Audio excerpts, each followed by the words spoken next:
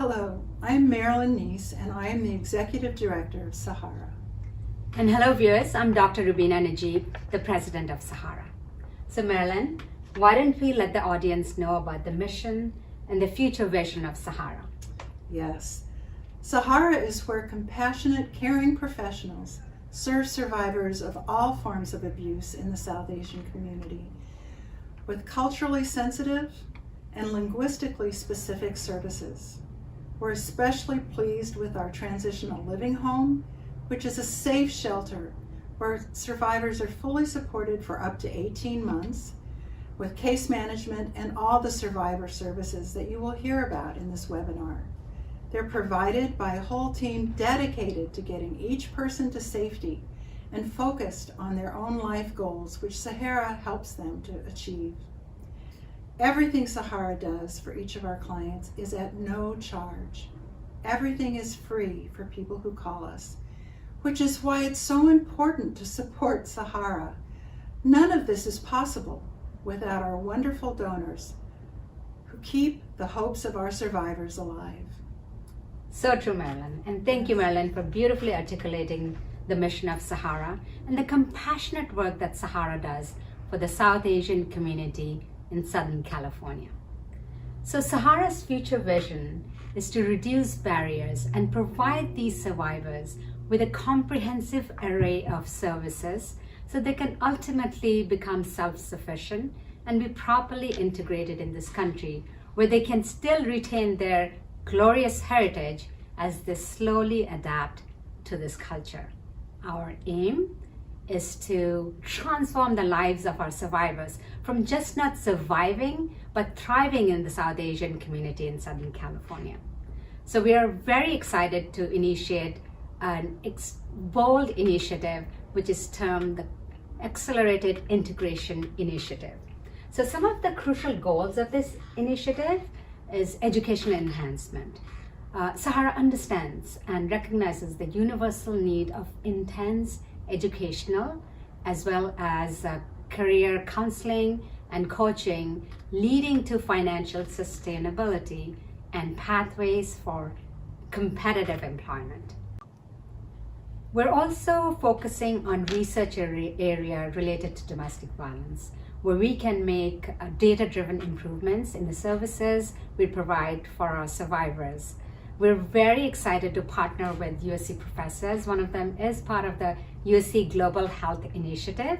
And some of these projects are a strength-based approach where we can delineate the efficacy of our programs pre and post SAHARA experience. Another very important area is affordable housing.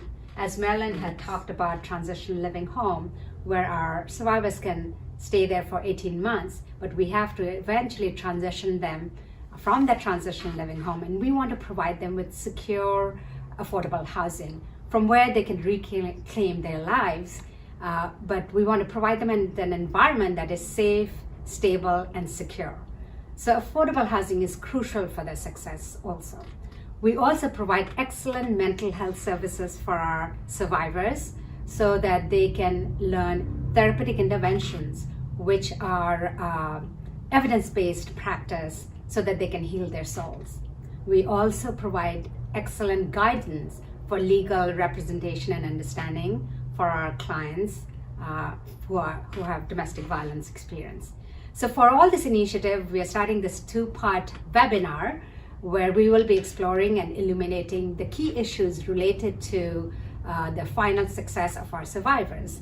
And we also want to make the larger community be aware of this initiative and elevate SAHARA's vision so that we can provide healthy families who are trying to overcome trauma related to abuse and violence.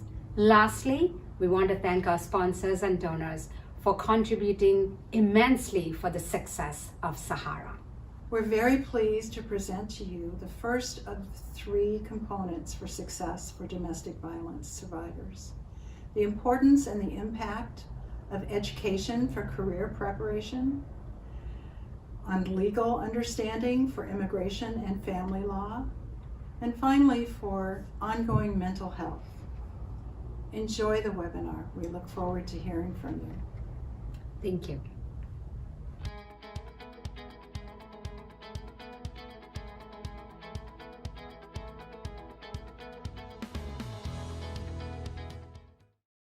SAHARA supports survivors' educational goals by finding local vocational and academic resources and helping overcome the barriers to achievement.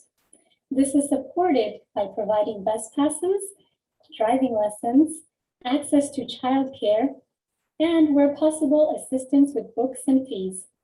SAHARA is providing a free online fall semester ESL class taught by a college professor.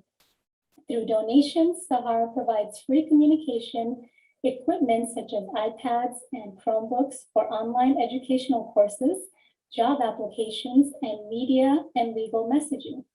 We connect survivors with employment training, job opportunities, applicant support, and SAHARA volunteers often share their professional expertise with resume and interview preparation.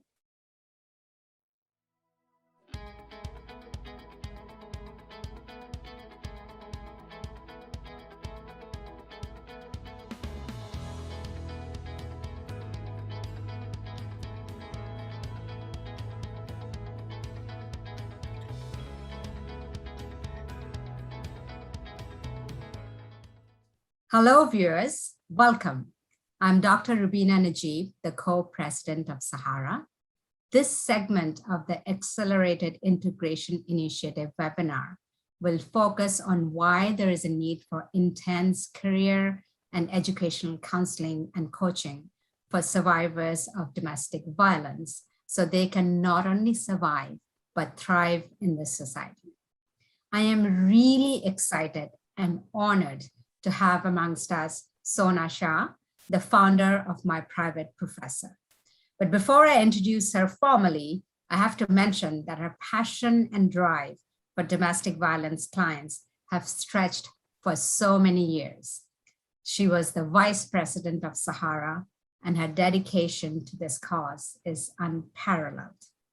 So now for that formal introduction, Sona Shah is the founder and chief empowerment officer of My Private Professor, abbreviated as MPP, which is an innovative platform that helps all students reach their greatest potential. From a very young age, education and philanthropy have been important pillars in Sona's life. She started tutoring her neighborhood peers in 5th grade. I don't even know what I was doing in 5th grade, Sona. So you go, girl. And continued to teach and tutor throughout her academic career. After graduating from UC Berkeley Law School and practicing business litigation for a number of years, Sona returned to something that was truly fulfilling for her, tutoring. As demand for her tutoring services grew, she founded My Private Professor with a mission to provide affordable, top-notch, individualized tutoring for students in all levels. In alignment with Sona's value, MPP earmarks a portion of every tutoring hour to support educational opportunities in the community. By doing so, MPP maximizes their impact of helping all students achieve and succeed while providing the highest caliber of tutoring to their clients. So welcome, Sona, to this SAHARA webinar. Thank you so much, Dr. Najib. I really appreciate it, and I am so grateful to be invited. It's so wonderful to be able to do something with SAHARA, who, as you mentioned, is a dear place in my heart since I was involved in so many aspects for so many years. Thank you. It's truly a pleasure to be here. You're welcome. So, you know, since you know our clients, you know that they come from all walks of life, right? Some of them have basic education, whereas others have college and even university degrees. So, you know, when we started this initiative to provide intense counseling and coaching for career and education goals for our clients here, we started sending out surveys to these clients. You know, we wanted to see what their level of education is and where do they want to be, because that is our main goal, is to take them wherever they want to be. So I was rummaging through some of the latest surveys that I received, and one of the clients was from India, the other two from Bangladesh, and Pakistan, and the fourth one was from Nepal. And all of them had actually university degrees, but all of them were doing hourly jobs. So probably earn about $1,000 to $1,500 per month. But I was really humbled to see that one of them wanted to be a nurse, the other two wanted to go into business, and the fourth one wanted to be an office manager. So it's exciting to see where they want to be. So Sona, keeping all of their goals in perspective, why do you think education is so important to bring about a financially healthy family so that we can let our clients and their children be properly integrated in our society in Southern California? You know, Rubina, that is such a wonderful question. And I would have to say that education is truly the game changer. Educational attainment can lead to better outcomes for individuals, for families, for communities. It helps lift everybody up. And this is just supported by the data.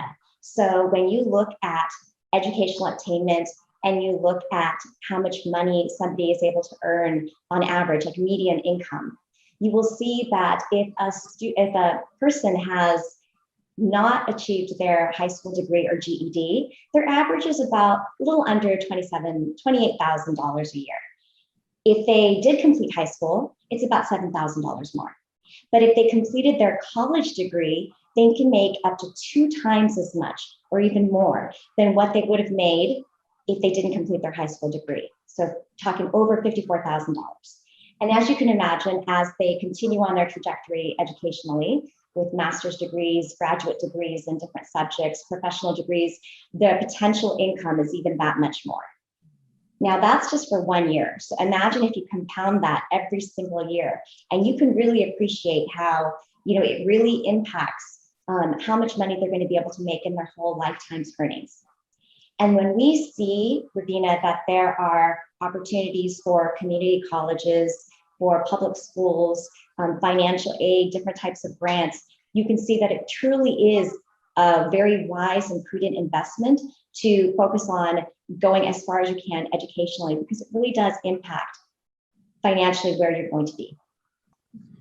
So Sona, being the founder of MPP with the idea to inspire, empower, and to achieve, you know, what has been your experience about education in our South Asian community in Southern California? Because we want to replicate and emulate the success for our clients and their children. Absolutely. And I would say that just as SAHARA sees a very diverse and broad spectrum of people that come through their doors and seek help, so is our South Asian community in Southern California. We are not one broad stroke, but across the board, there's a breadth of financial levels, educational levels, jobs. And like the stereotype, not everyone's a doctor and an engineer.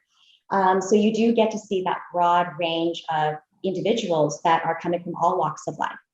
Now, having said that, I do presume that a lot of the people that are coming into the transitional home with their children do so because they may not have the financial means and resources to find some other place to go because of leaving, you know, the situation that they're in their own house. And to that extent, again, we go back to how education makes such a big difference, because there is data that talks about what constitutes low income. And that is signified by a family that earns less than twice the poverty level threshold. So for a family of 4, that's about $54,000.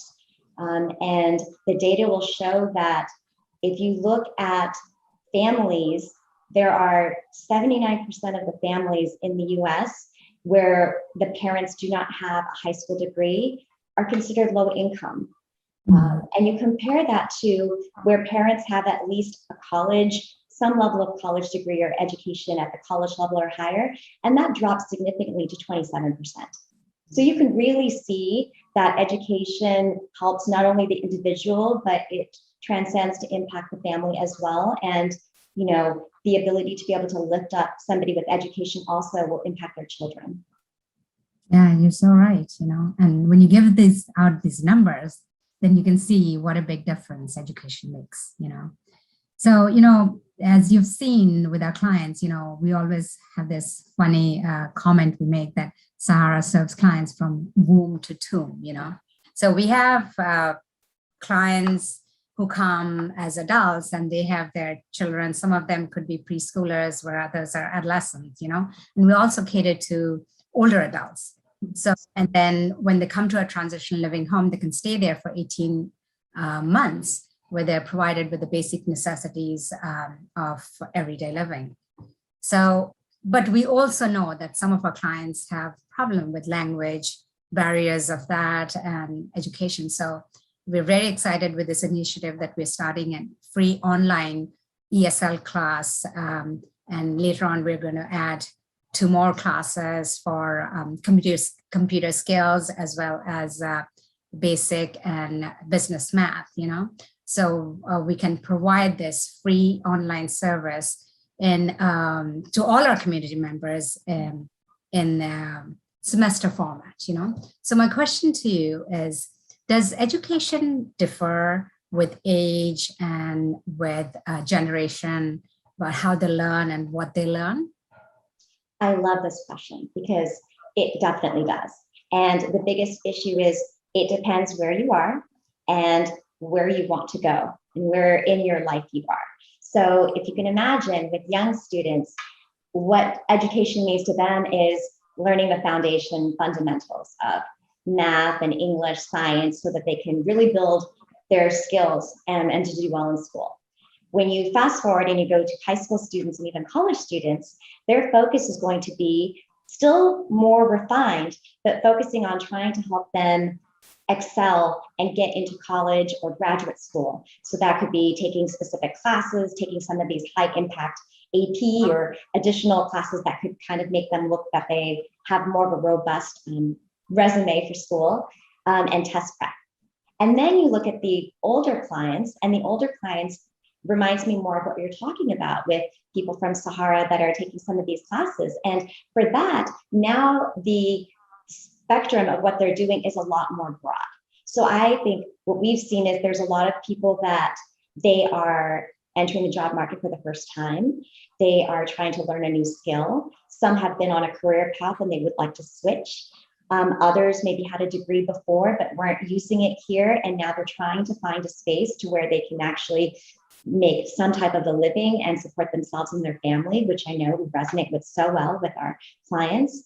And so I think for something like that, what Sahara is doing is really, really incredible, because it is meeting the needs of the students at whatever level they are. So whether it's for younger students or for older students, whether they do need, like you said, ESL classes, financial literacy, some type of vocational training, whatever it is that could help them get to the next level, I really think it's amazing.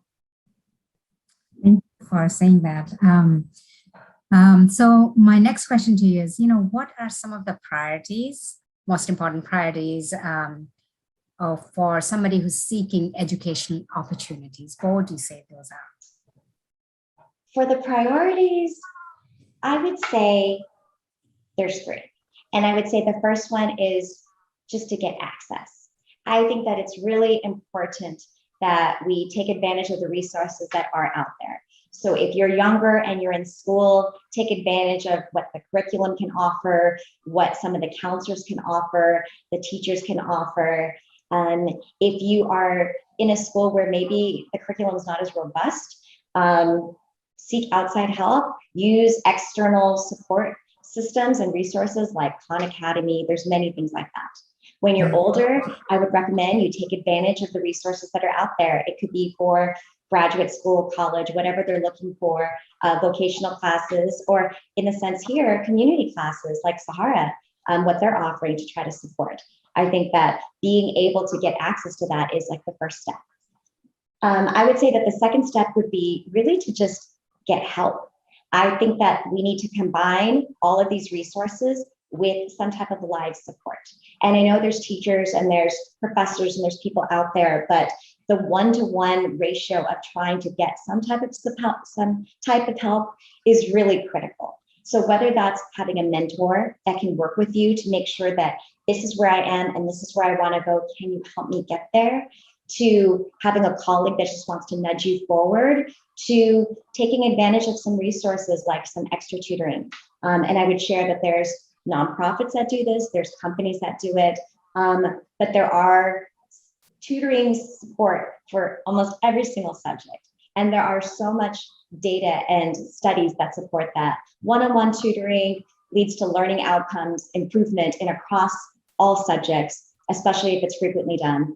And again, there's free resources for this. There's a lot of wonderful nonprofits that are doing this. So I definitely think that that's something that it makes it more accessible, like the first point, to be able to get help. And then the last part I would say is to really just think big, to dream big, think big, and set goals that are long-term. And I would share that. I think that that's a difficult thing to do for most people in general. It's easier to be in the here and now, but I would assume that people that are coming to Sahara that may or may not have, dealt with some type of a trauma, maybe in a fight or flight situation. I think that perhaps it's almost a luxury to try to think long-term when you're just trying to get through the next day. I think that's the same thing with children that are in certain situations where they've been exposed to some type of abuse. Maybe they're on survival mode, but I would say it behooves us more as a community to help them, to make sure that we can give them the support that they need so that they can plan long-term and see that there are resources out there that they can ask for help whenever they need it. And it is really critical for them to plan and think, where do I want to be? Maybe there was a career I always wanted. Maybe there was something that can help me so that I can make enough money to support my family. And it is really important for us to be able to help them. Yeah, I mean, it's a really valuable information. You're right. A lot of the clients that come into Sahara go through PTSD. So we have great counselors who help them heal, and it takes time for some people, so you're right. We have to look at the big picture of everything that's needed to make them wholesome, So thank you for adding that part about our Sahara clients, especially those who have been exposed to domestic violence. Yeah. So my last question now, we've seen with COVID, there's been a big disruption on how we do things, right? We've seen that children have been staying home, getting their education online. We've seen corporate world staying home and doing their work, So what do you foresee in the next foreseeable future? What, especially in the field of education, what do you foresee the changes that are coming? I think, Rubina, that's actually what gets me the most excited, because I think, as you mentioned, education itself has just seen so many changes, especially just in the last year alone. What I do see is it's going to change in the future how we learn and also what we learn. So with respect to how we learn, do you remember the days that it was mainly brick and mortar, physical schools? That is where people would congregate and that's where you learn. So if you did not have access to a school within your area, whether you live in a rural village or it's too far to where you're going, you may not have access to actually learning in a classroom.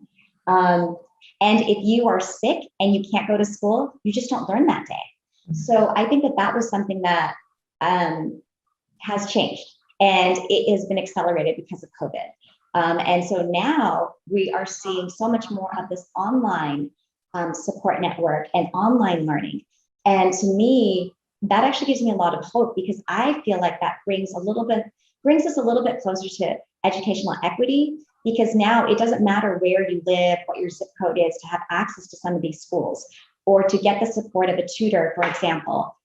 Just speaking from our personal experience, if there's someone that lives someplace that maybe doesn't have a surrounding area of, academics that want to be able to support each other, they could find the best tutor at Stanford or at Harvard, and they could do it online, and it's accessible to all. So that to me has been really interesting. The metric now isn't about the physical school, it's about making sure that there's access to Wi-Fi, a device, but I feel like that's something that is able to be scaled And we see it with a lot of wonderful nonprofits that are promoting digital learning and literacy across the country and the world. So I think that that's really changing. And I think that it's going to help us really find a way so that more students are going to be able to get lifted up. And then the second part is what we learn. And I think that what we've learned so far has been teaching almost to like the academics. There's Sir Ken Robinson has a TED Talk, and he talks about how it used to be that you could go to college and you're guaranteed a job. And now you can get a graduate degree and you still may not have a job. And a lot of what you're learning is almost to teach you to be like a professor in something. And when I think about how we have students that are taking AP calculus and some of these classes, I think that's wonderful, but is it really going to help you in real life unless that's your field later on? So I think that what is evolving is what we're going to have to learn, and it's going to be what's going to help us get a job in 10, 15 years from now. With innovation and automation, things are really changing, and I think there's going to be a bigger importance placed on critical thinking skills, on computer science, data, some of those technology spaces, as well as creativity and some of the soft skills that maybe we didn't have a chance to really explore. So I think that that's actually going to be quite interesting. Yeah, I mean, you're right. The disruptive atmosphere is coming, and it's already there upon us, So Sona, I really want to thank you for spending your valuable time here with us. Ben, I know that with the passion that you have, you're going to really make a difference in the lives of so many students out there. So again, I admire your stamina and your dedication to this cause, and also to the cause of domestic violence. You're also very passionate about that. So I want to thank you again. And viewers, I hope you found this conversation very stimulating. And so thank you, viewers, for your patience and listening through. Thank you. Thank you so much for having me. This has really been a thrill, and I'm humbled that you invited me. And as I mentioned, I really believe that you at SAHARA are doing such amazing things for so many people. And I really want to take a moment to applaud and appreciate how you are trying to find a comprehensive way to help women and men and children and people in need in our community, just on the short term as well as on the long term. And I would like to share that we'd be happy to donate 10% of every tutoring hour proceeds to anyone that books with the code SAHARA, and we will put it towards an educational fund that we can use to help any of the clients and their children. So really appreciate it, Sona. I think SAHARA will be thrilled to hear this news. Appreciate that. Thank you so much. You're welcome. SAHARA provides legal assistance for family law cases, divorce, child custody, child support, spousal support, and restraining orders. We also provide free citizenship application assistance, immigration case assistance, and renewal of green cards. We have private attorneys who will give a free 30-minute consultation.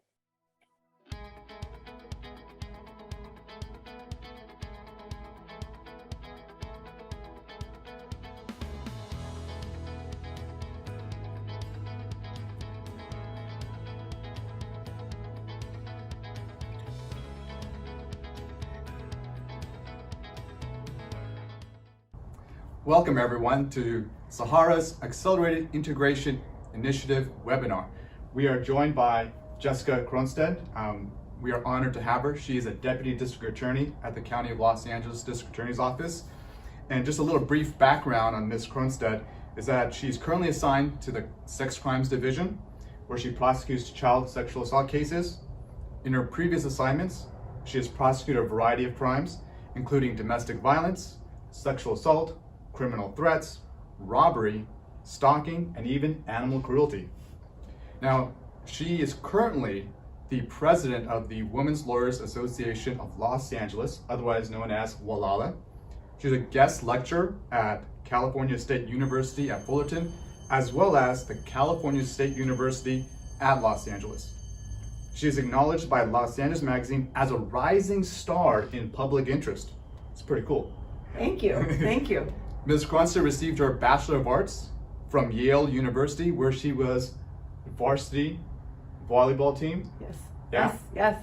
Yes. And there's a little bit more information how great of an athlete she is. We'll get there. She received her Juris Doctorate from Washington University in St. Louis School of Law.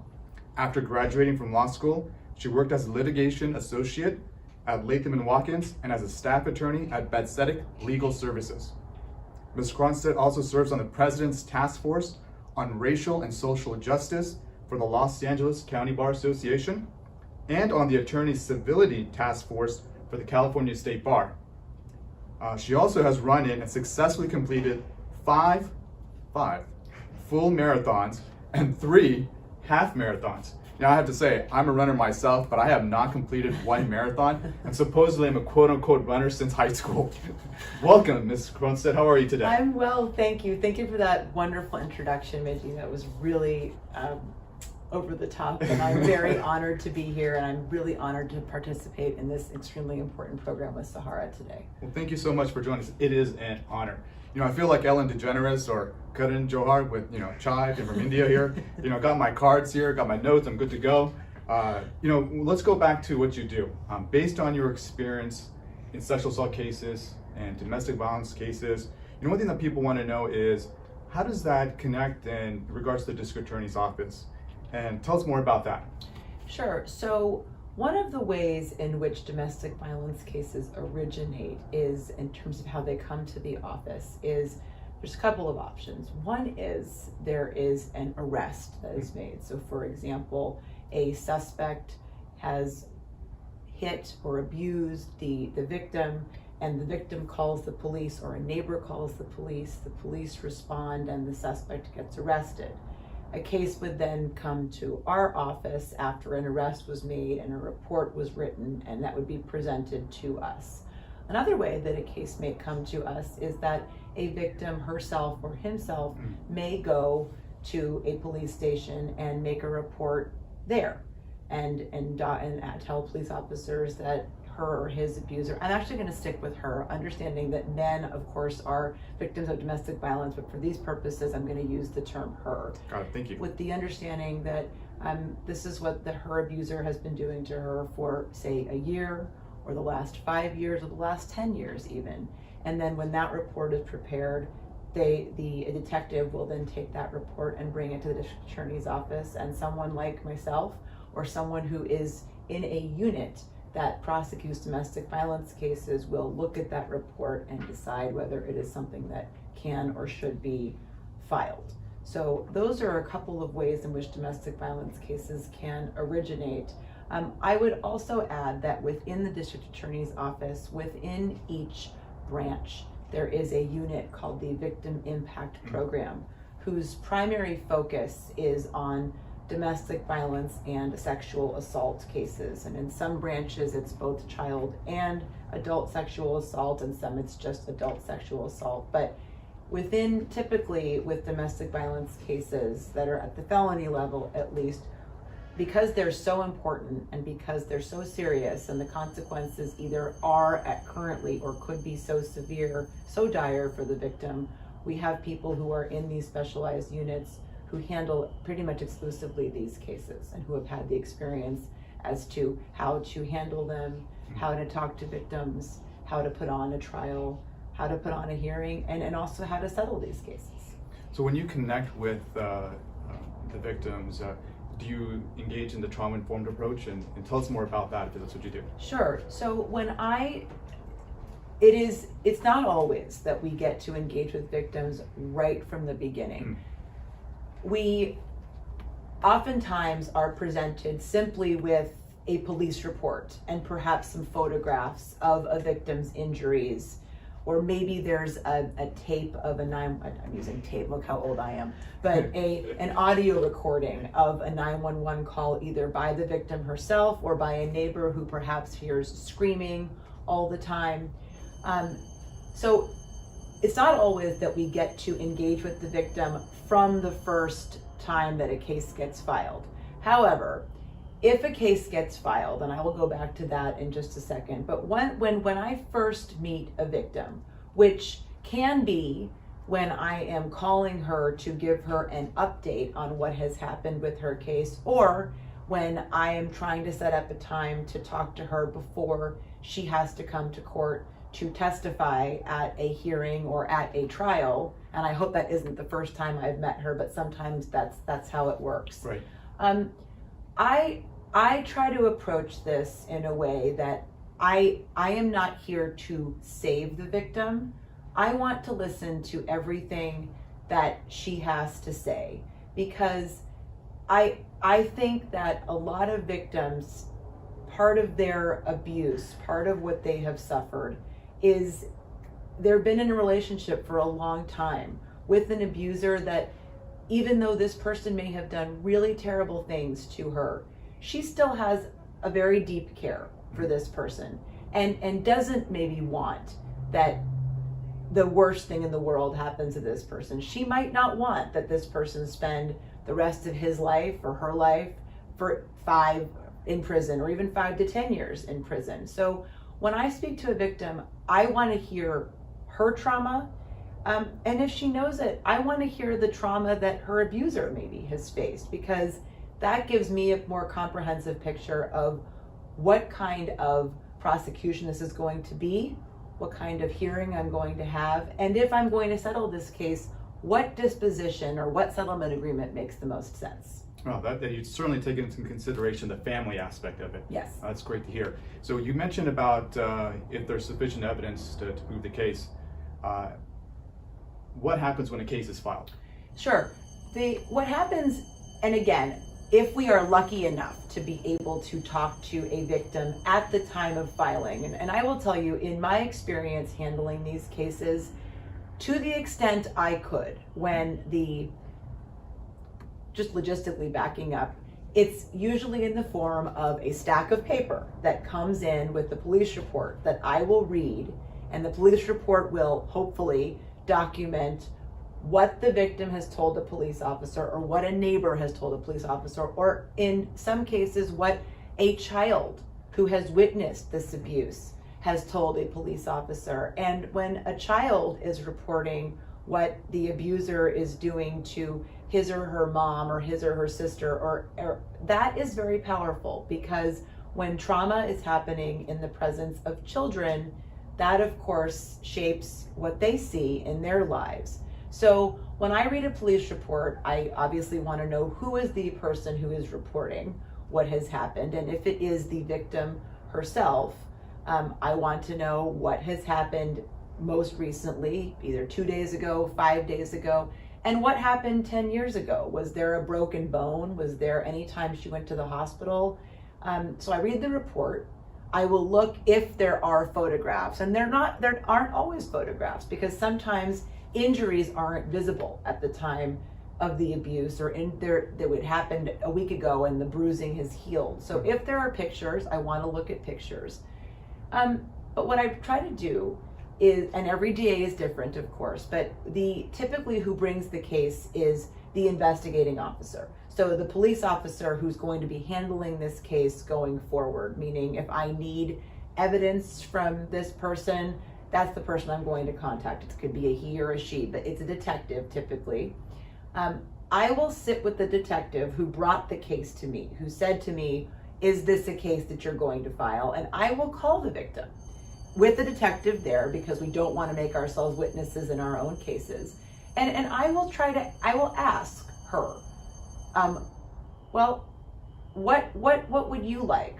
Here are some options as to what we can do. And I want to ensure, of course, that the victim is safe, that the community is safe.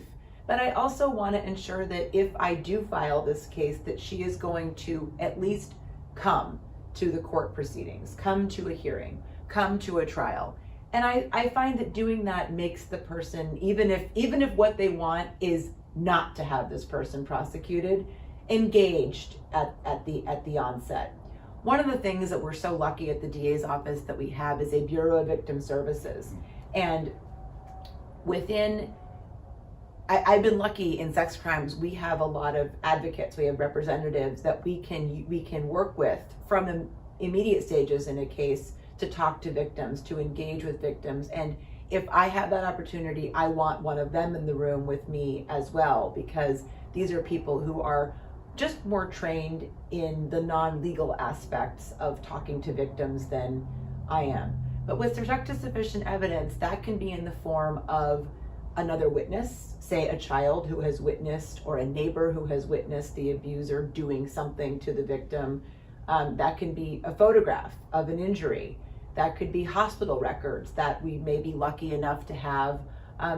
Or in some cases, there are, if the abuser has done this to more than one person, and the detective has brought me reports that this has happened to yet another victim. Those are all ways of what's called corroboration, meaning it's something that bolsters, that gives credibility to a victim's report, that helps me in deciding whether I am going to file a case. So the case is filed, and so what are the things that happens once a case is filed? Does court issue a protective order, let's say? What are the things that happens after that? And yes, so once a case is filed in domestic violence cases, there is a specific criminal protective order that is exclusively for domestic violence cases. It actually says protective order, domestic violence. Yeah. And the other protective order says protective order, non-domestic violence. So once a case gets filed, I fill out a protective order, and that includes a litany of items, but first and foremost is that our default is that the victim and the suspect, or when it's filed now the defendant, have no contact with each other, and that the defendant be ordered by court in this order, and I write it down, to stay at least 100 yards away. It's a whole football field away from the victim. I choose not to put a specific location in certain protective orders because, for two reasons. One, during the course of a case, a victim may move. She may be sick of living where she's living. She may go into a shelter or other sort of housing. So if I have a specific location written in an order and that victim moves, it's not really that worthwhile anymore. Also, sometimes if someone is in a relationship but has not been in a relationship for that long with this abuser, and the abuser perhaps does not know where the victim lives, I don't include a location. I don't want the abuser to know where the victim lives. So our position, unless, and this is where I'm going to get into in a second, our position is that there should be no contact between the victim and the abuser. No telephonic contact, no written contact, no physical contact, unless when the victim, so that goes to court, okay? And at the time of what's called the arraignment, where when someone is brought into court, when a case is filed, that's when the person decides to plead guilty or not guilty. I have yet to have a domestic violence case where the person pleads guilty at an arraignment. It might happen, it just hasn't happened for me yet. So the judge will look at this protective order and look at everything that I have asked the judge to issue and say, well, okay, and we'll ask the defense lawyer, do you have any comments on the protective order? And sometimes the defense attorney will say, well, they have children. Can they have contact solely for purposes of child custody arrangements? And that is typically okay, so long as that arrangement takes place not at the home, and usually with another person there to be sort of an intermediary. Sometimes at the arraignment or at some other time in the court proceedings, the victim herself will come to court and say to the judge, I want to have contact with the abuser. I miss him, I am comfortable, I feel ready to have contact. And then the judge will have to make a decision. And sometimes the judge will say, I'm willing to give you more contact, but not until both of you have had counseling, or not until this case is resolved. Something along those lines. Right. Because like I said, I do want to listen to what a victim has to say with respect to contact. At the same time, if I see patterns of abuse, I'm not eager to modify an order that will allow a victim to have contact with her abuser, unless and until there is something in place to at least try to ensure that it doesn't happen again. It makes sense. And in regards to getting a protective order when a case is filed, and there are times probably you have not filed a case, can a victim get a protective order when a case is not filed? And the answer to that is yes. It will not be a criminal protective order, but there are what are called domestic violence restraining orders that are from a civil court that victims can go to a civil courthouse and get. And there are organizations that will help with the paperwork necessary to fill those out. But it's an extra step. And typically in those situations, what you would have to do is, there's again a form that you fill out, but also what's called a declaration, meaning a statement that a victim will write to ask a judge, not in a criminal court, but a judge in civil court, to order a restraining order that may have the same protections as a criminal protective order does. It may have more, it may have less, but I have seen certainly, in fact, sometimes cases are presented to me where there is a civil restraining order in place, and the suspect, when a case is brought to me, he or she is a suspect, is told, do not have contact with this person, do not come within even 200 yards of this person, and the suspect consistently violates that order. And in fact, when I see that, even if I don't have a picture of an injury, even if I don't have another witness, that to me says this has happened before, and this person went to a courthouse to get an order, and this person continues not to obey it. So if that happens, that to me is a signal that perhaps that this is a case I need to file criminally. And in addition to any sort of domestic violence charges, I can also file violation of a restraining order as another criminal count. Right. And just to let you guys know, part of the Accelerated Integration Initiative here at SAHARA, we want to expand our legal services. So if a case is not filed, we want to let people know that we can assist in filing that domestic violence restraining order. So that's one of the things we're trying to do for our survivors of abuse. Which is an amazing resource, because I think a lot of victims that I have seen, what they have said to me is, I just don't know how to get these orders, and I don't know that anybody's going to listen to me.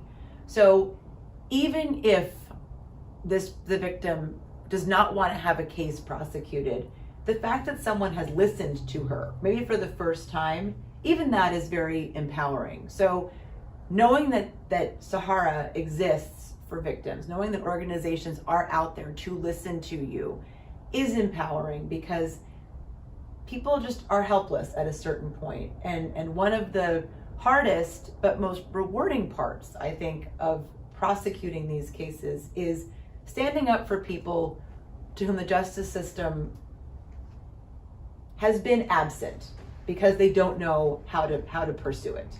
I think that's a great point that you make, and a great time to end this conversation. And we'll continue this conversation with these topics at the Accelerated Integration Initiative webinar.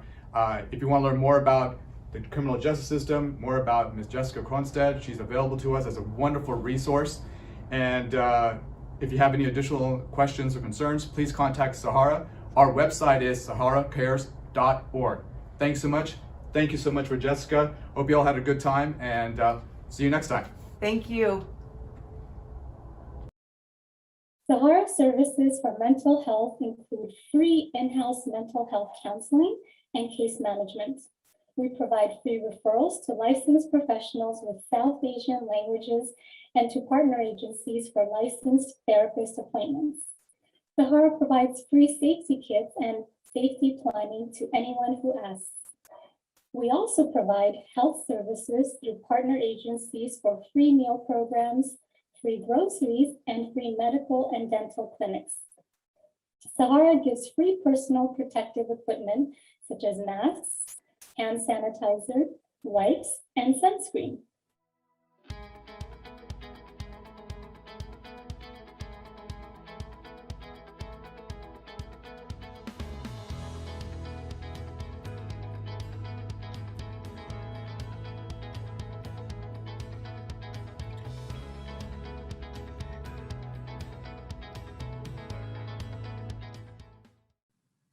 Hello, viewers. I'm Dr. Rubina Najib, the co-president of SAHARA.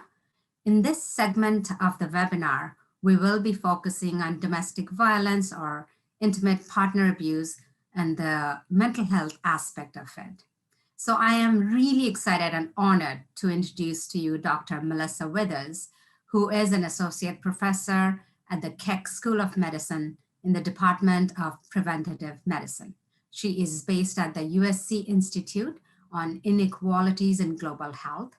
She is also director of the Global Health Program of the Association of Pacific Rim Universities, which is a nonprofit network of 56 universities in the Asia Pacific. She received her PhD from the Department of Community Health Sciences at the UCLA Fielding School of Public Health with a minor in cultural anthropology. She also earned a master's in health sciences at the Johns Hopkins Bloomberg School of Public Health and a bachelor's in international development from UC Berkeley. As if that wasn't enough, Dr. Withers went on to edit 2 books. One is named A Global Perspective on Sexual and Reproductive Health Across the Life Course, and the other one is named Global Health Leadership, which is case studies from the Asian Pacific. She has published more than 50 scientific articles and serves on the editorial board of 6 international global health journals. She also writes a blog on human trafficking titled Modern Day Slavery for Psychology Today. Welcome, Dr. Withers. Thank you so much for joining us. So my first question to you is, let's cut to the heart of the matter. People often wonder, what is the mindset of an abuser and what are some of the emotional ramifications that affects the victims and their children? What are your thoughts about that, Dr. Withers? Well, first of all, thank you so much for having me, for inviting me to be part of this really important webinar series. I'm really delighted and honored to be here to talk about a topic that I'm very passionate about and where I do most of my research.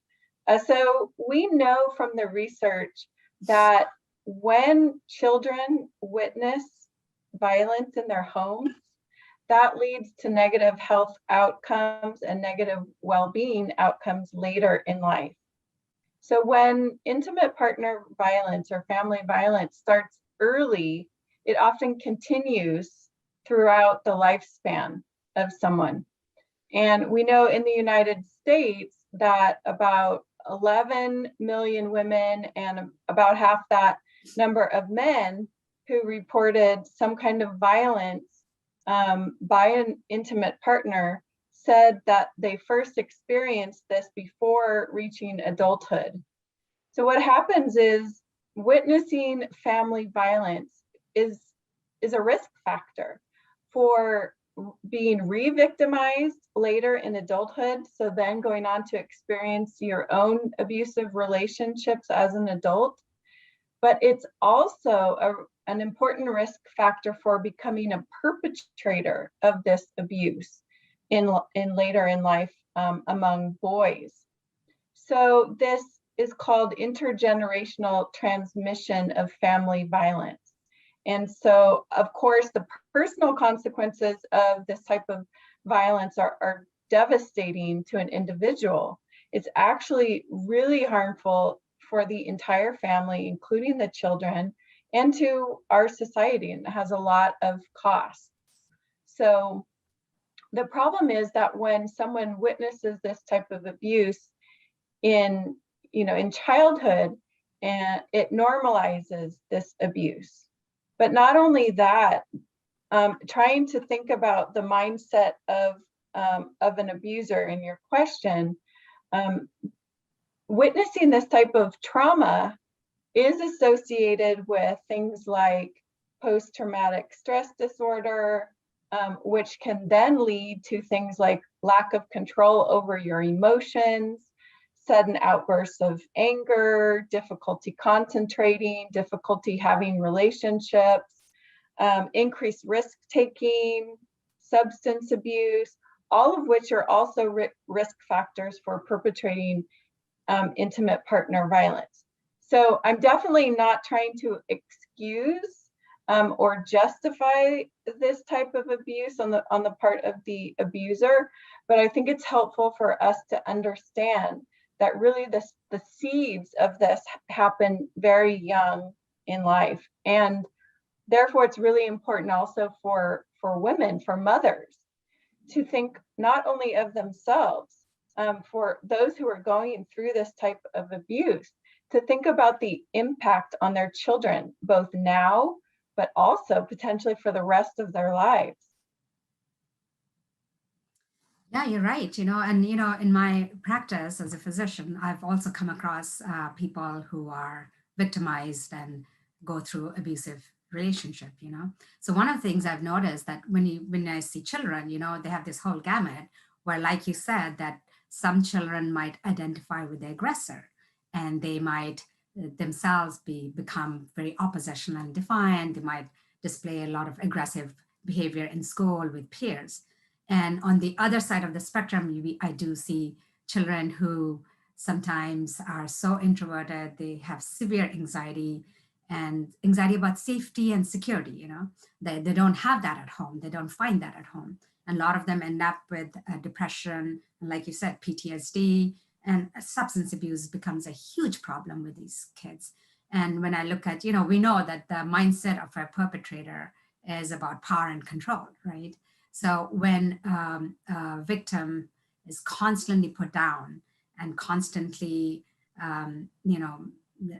mention derogatory comments about them, they start at some point believing that. And there's a sense of learned helplessness, powerlessness, and that leads to severe anxiety and the depression and the PTSD. So all in all, it is a very dark environment, and it affects every member of that family. And that's the saddest part of it, Mm-hmm. So knowing that we have these victims who are in such a negative environment, why do you think sometimes victims continue to stay in these relationships? What are your thoughts on that? Well, I think there are a number of things that, and it's it's very, very complex.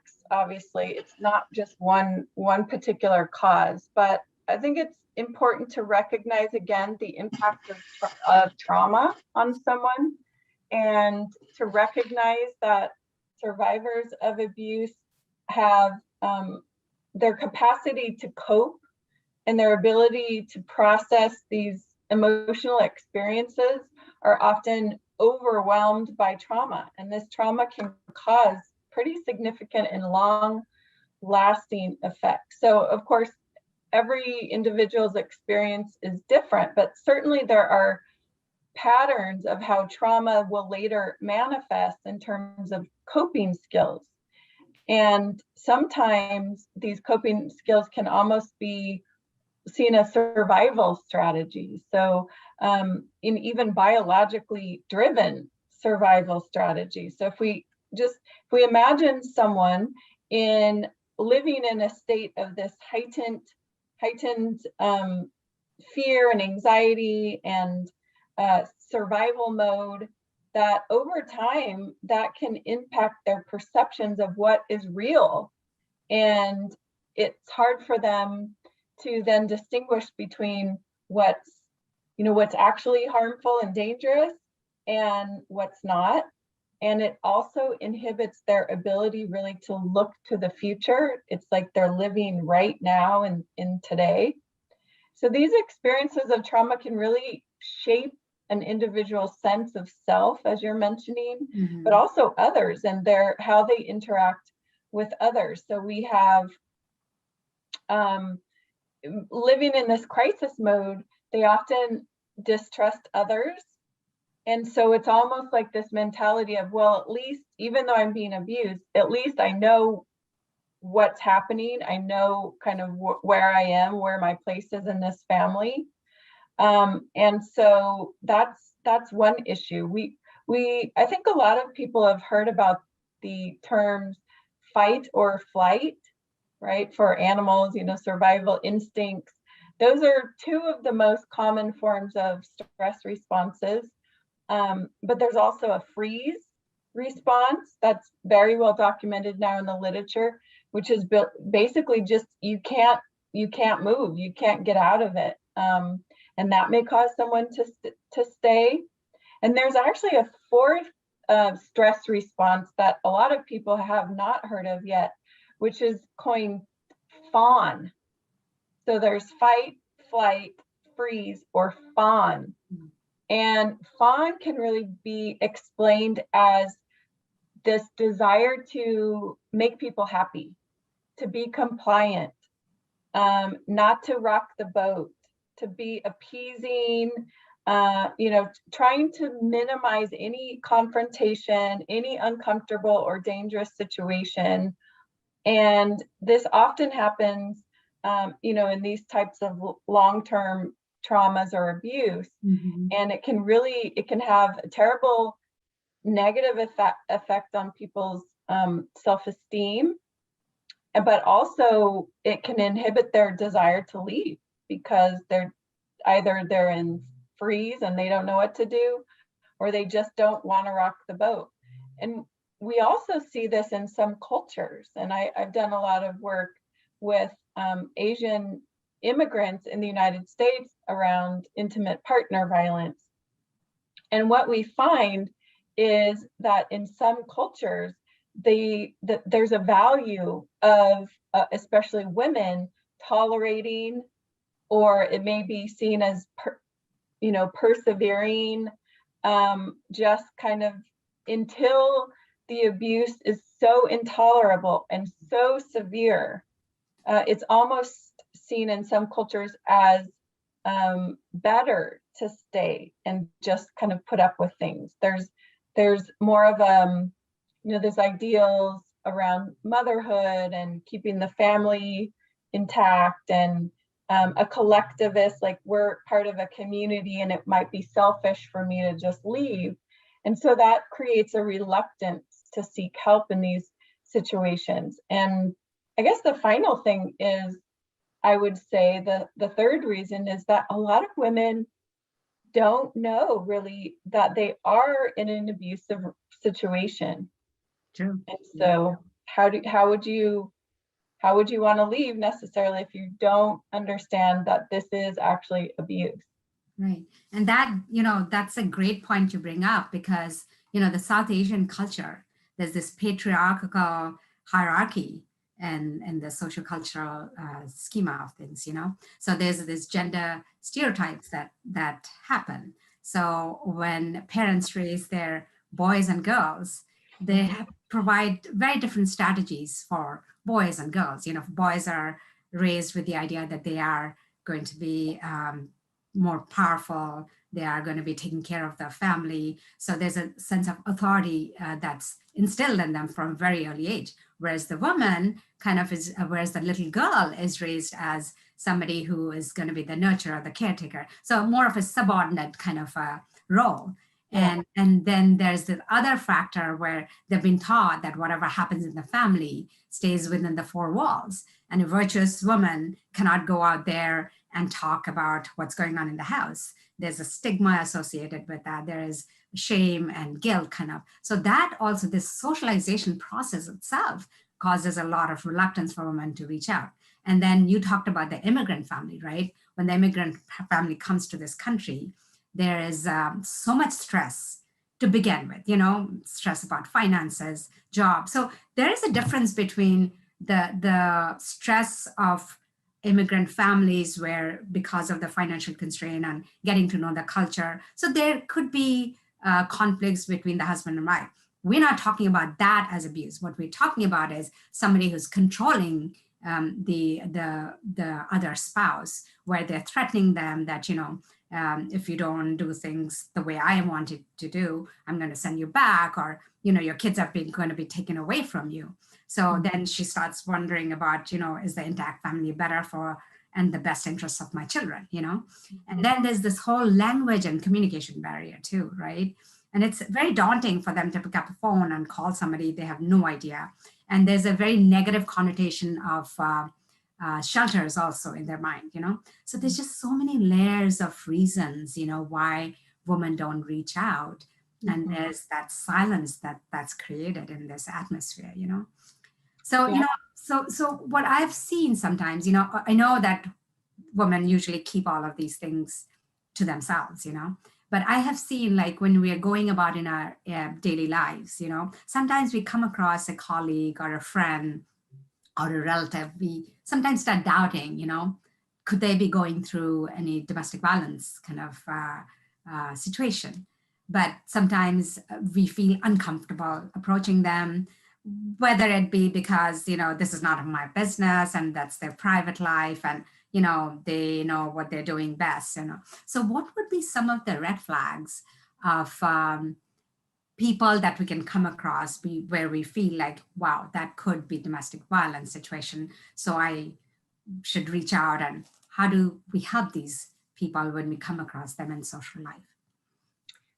Yeah, thanks for that question. So I would say, first of all, it's important to recognize how prevalent this type of violence is. I mean, the National Coalition of Domestic Violence, or Against Domestic Violence, says that about 1 in 3 women in the United States have experienced some form of physical violence by an intimate partner. So this happens to millions of people just in the United States every year. So I think it's important to recognize that it's, you know, it's not this one particular type of person that might be experiencing this. It happens to all types of people, women and men, Asian and not, for US born, foreign born. Age doesn't matter, income, education, none of that matters. And then I would say, of course, it depends on the individual, but some red flags. Well, also, I think it's important to note that violence, intimate partner violence, does not have to be just physical. It can be physical, right? It can be hitting or beating or pushing or whatever. It can be sexual violence. So it can be, there is something called marital rape. So there's coercive or sexual assault experiences. It can be psychological, and that's a lot of the abuse that happens. So as you mentioned, just degrading comments and constant criticism and telling somebody that they're worthless and nobody else is going to want them, those kinds of things, really just tearing down their self-esteem. There's also financial, and we see that sometimes where someone's partner will take their checks and not, you know, when they earn money, just they don't have any control over of how that money is spent. So there are a lot of different forms of abuse. Certainly, I think a big one would be if someone lacks control, as you said, over decisions in their lives, like finances, or where wanting to go and see a family member or a friend, and the partner is, you know, checking in, calling, texting 10 times, or asking a lot of questions, not trusting. They can sometimes show that they're fearful of their partner, or afraid that their partner is going to be angry about something just very small. Partners who are abusive often isolate the other person, so cut them off from, as much as possible, from social support, so from their friends, from their family, from the activities that they like to do, in order to control them and to, you know, remove that support system. I would say, of course, in the case of physical injuries, unexplained injuries, or wearing inappropriate clothing, like on hot days or something, trying to hide, you know, some bruises or that kind of thing. For the partner, it may be someone who's just very angry, easily angered, very short fuse, very jealous, those kinds of things. And then people who are being abused, sometimes they close themselves off from others. they isolate themselves because of the shame or because of the stigma. They may be withdrawn or apathetic or depressed. So I think all of those might be signs. And if you have a friend or a family member or neighbor who's going through this, yeah, it may be a little awkward to bring up that conversation or just ask a question. But what if you were the only one that had the opportunity to intervene and help that person, and you at least didn't try? How would you feel later? That's true. That's true. So thank you for giving us some inputs about, in a day-to-day life, if we come across something like that, we reach out to them privately and then maybe encourage them to connect to domestic violence organizations who are there. There are people there who know how to help these women or victims in these situations. In Southern California, we have the South Asian community here has SAHARA, which can really help and aid them and support them through this process. So something to remember, our website, they can always click on our website at saharacares.org. Thank you for those important information about how we can reach out and help people in need. I know we can keep going on and on about conversation on this very important aspect of our social life, society. But because of constraint of time, my last question to you is, sometimes we go out and do community work, but we've often felt that there is a misconception, and the misconception being that domestic violence organizations break families apart. So why do you think communities should invest in organizations that can help these victims become survivors and go out there and lead a thriving life? And I know you being the director of the Global Health Program, you've done some studies where you've shown that supportive social environments really help empower women and advances human rights, as well as promote health and well-being, not only of the individual, but of the household and communities and to the greater country. So what are your thoughts on that? Yeah, so I think there are a lot of services that these organizations provide to the community, a lot of benefits. And one big one is just helping survivors. And as we've said, because of stigma, survivors may not want to reach out to someone they know, to a family member. They may not want other people to know. And so having a safe and confidential place where people can go and ask questions, get advice, just see what the options are. I think it's important also to note that organizations like SAHARA use a trauma-informed approach, which means that everyone's individual autonomy is respected. No one is forced to leave. No one is encouraged to do something that they do not want to do. It's all confidential, and it's about providing awareness. As I mentioned before, a lot of times people aren't sure if they're actually experiencing abuse or even what options they would have. Some women don't want to leave, but they still may need support, and maybe they can get other resources like counseling. I don't think it's a betrayal of your community at all. I think it's helping to strengthen the community and to support people in the community who are especially vulnerable. I mean, life is short, and why be so unhappy if there is help available and ways to move forward, and for yourself and the children and the rest of the family. I know in some cultures there's this saying, don't air your family's dirty laundry. But again, I think it's important to recognize these are confidential services. There are a lot of different options available, a lot of help available. It doesn't have to be automatically moving someone to a shelter.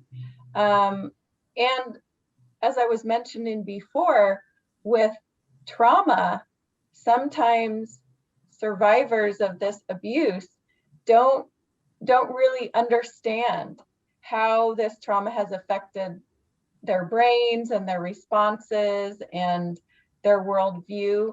So even being able to build that awareness can be really empowering and valuable for them, and helping them to even recognize what's a real threat and what's imagined threat because of this abuse is what can help them regain a sense of themselves and safety.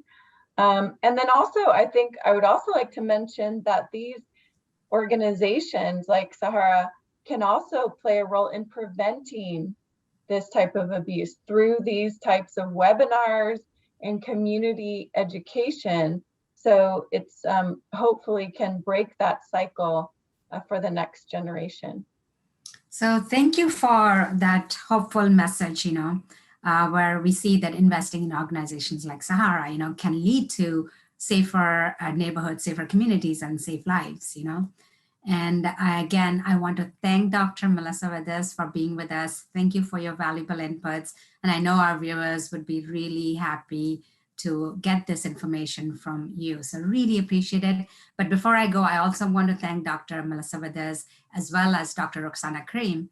Both of them are giving up their precious time to collaborate with SAHARA for research projects related to domestic violence and how to improve and better preventative services as well as interventions.